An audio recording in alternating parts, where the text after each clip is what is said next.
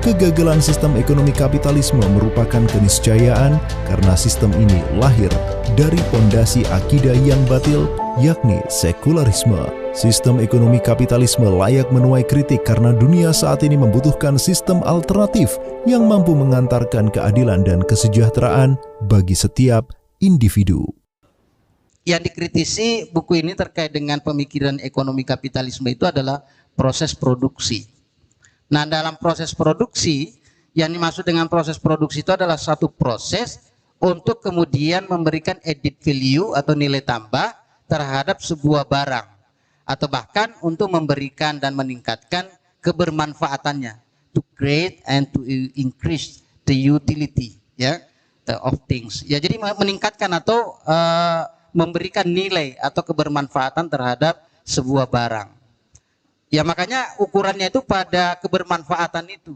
Makanya pemikiran barat itu di dalam buku ini disebutkan, dia tidak menilai hasil pekerjaan, hasil proses yang dilakukan oleh seorang ibu rumah tangga.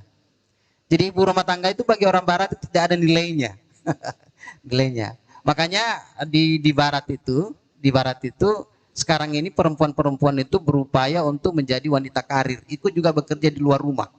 Ya. Lahirlah namanya emansipasi wanita atau penyetaraan gender dan segala macam. Itu sebenarnya merupakan hasil dari pemikiran barat kapitalisme, yang dimana mereka mereduksi peran dan fungsi perempuan di dalam rumah tangga. Mereka tidak, istilah kita ini tidak direkeng. Perempuan yang jadi ibu rumah tangga itu tidak direkeng, tidak ada fungsinya. Padahal banyak ulama-ulama atau banyak tokoh-tokoh nasional, bahkan tokoh-tokoh internasional lahir dari rumah tangga yang dibina oleh seorang perempuan, seorang ibu.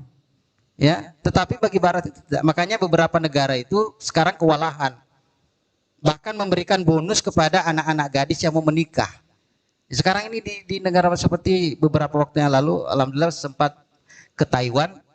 Tour guide itu mengatakan di sini, Pak, kalau ada anak perempuan mau kawin tuh keluarga bahagia sekali.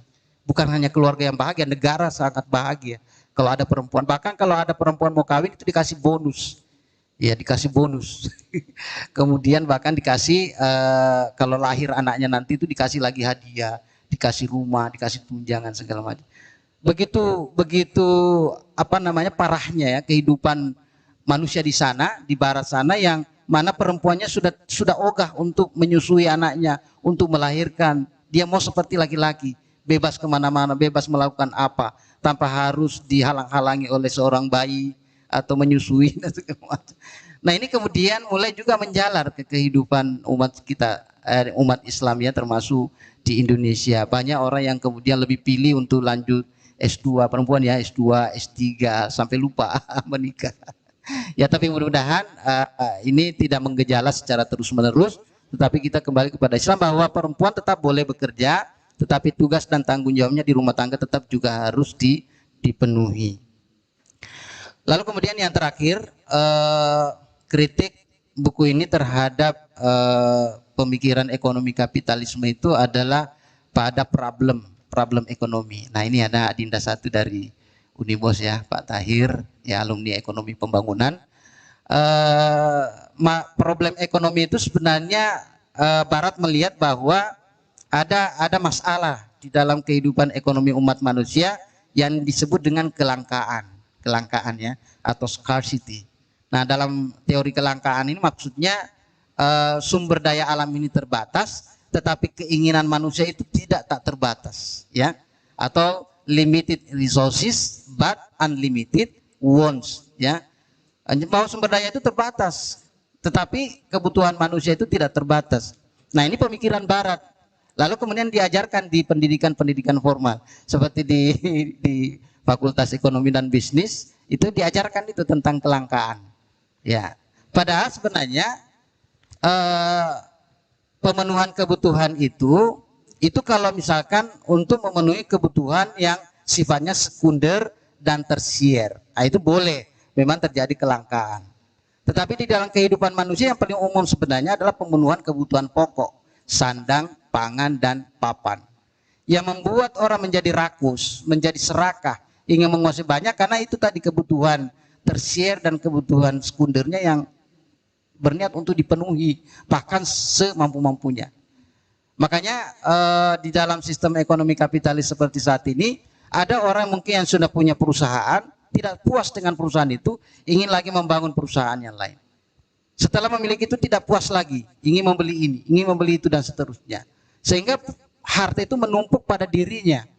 Harta itu menumpuk pada dirinya, lalu kemudian celakanya lagi karena ukuran keberhasilan sebuah negara itu diukur oleh pertumbuhan ekonomi secara agregat, bahwa pendapatan ini dibagi oleh seluruh penduduk, ya, sependapatan secara nasional dibagi dengan jumlah penduduk, sehingga pendapatan sekalipun terkumpul dari pada beberapa orang saja lalu dibagi dengan jumlah penduduk, itu menjadi menghasilkan angka pertumbuhan yang positif. Dalam misalkan pertumbuhan 7%, atau mungkin yang dijanjikan oleh pemerintah kita 5%, tapi bukannya dapat, ya, susah untuk dapat. Bahkan sebelum krisis itu hanya sampai 2%, bahkan setelah krisis terjun ke di bawah 0%, ya, atau minus. Nah, ini diukurnya pada pertumbuhan ekonomi secara agregat, sehingga sekalipun misalkan ada sekelompok manusia yang memiliki penghasilan sampai triliunan misalkan per tahun, atau mungkin miliaran per tahun, itu dibagi sehingga mewakili pendapatan orang-orang yang lain, ya, sehingga ukurannya bukan secara merata. Nah, ini tentu tidak adil, ya, sehingga pemerataan pembangunan di dalam konsep pemikiran ekonomi kapitalisme ini sangat sulit untuk kita dapatkan. Nah, oleh karena itu saya kira sangat penting buku ini memang untuk membangun peran pemikiran, ya, sehingga siapa saja yang membaca buku ini atau mungkin sampai padanya pengetahuan tentang ini mudah-mudahan tercerahkan dan terbangun semangat untuk kemudian betul-betul istiqomah dan konsisten di dalam Islam, karena Islam inilah yang kemudian merupakan ajaran yang betul-betul sesuai dengan fitrah manusia. Ya, kalau kita tadi lihat sejarahnya bahwa peradaban ekonomi kapitalisme ini kan lahir karena keinginan umat manusia untuk tidak diatur-atur oleh agama, ya, tidak diatur-atur oleh kalau dulu di barat itu gereja, ya, tidak diatur, tidak mau diatur oleh gereja. Sebenarnya kalau ada orang-orang baik dari kaum kafir ataupun kaum muslimin sendiri yang kemudian menjustifikasi bahwa umat Islam ini berbahaya karena ingin mengatur kehidupan dengan ajaran agama, itu sebenarnya mereka keliru.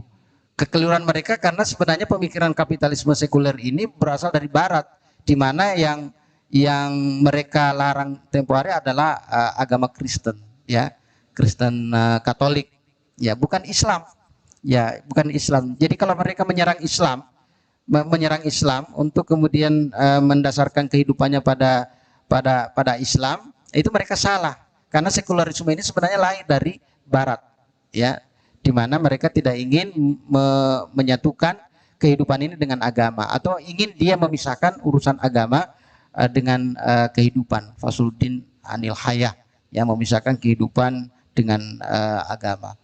Nah, sementara sebagai manusia bagaimanapun juga, ya, pasti membutuhkan namanya agama, dan agama inilah yang kemudian kita gunakan untuk mengatur kehidupan kita sesuai dengan aturan yang dibuat oleh Maha Pencipta. Dan ini yang harus kita perjuangkan, dan mudah-mudahan dengan terbitnya buku ini semakin banyak orang yang tercerahkan, ya, sehingga kemenangan pemikiran Islam insya Allah akan mereduksi kedikdayaan daripada pemikiran barat.